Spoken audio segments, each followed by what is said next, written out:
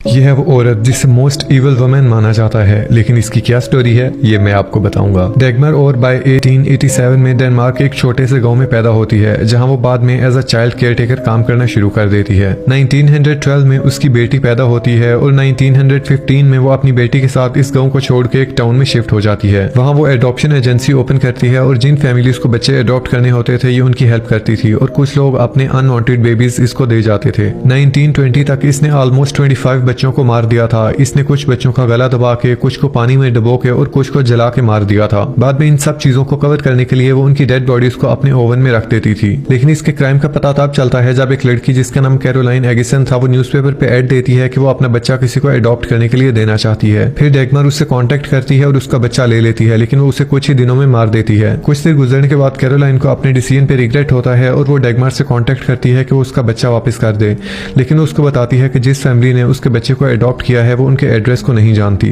अब Caroline police को report करती है और जब पुलिस डैगमर के घर की चेकिंग करते हैं तो वो देख के शॉक्ड हो जाते हैं, क्योंकि उनको उसके घर से बहुत से बच्चों की हड्डियां और खोपड़ियां मिलती हैं। इवन उसने अपनी बेटी को भी मार दिया था। और इस तरह 1921 में उसे सजाए मौत सुना दी जाती है, जिसे बाद में चेंज करके लाइफ इम्प्रिजनमेंट में कन्वर्ट कर दिया जाता है।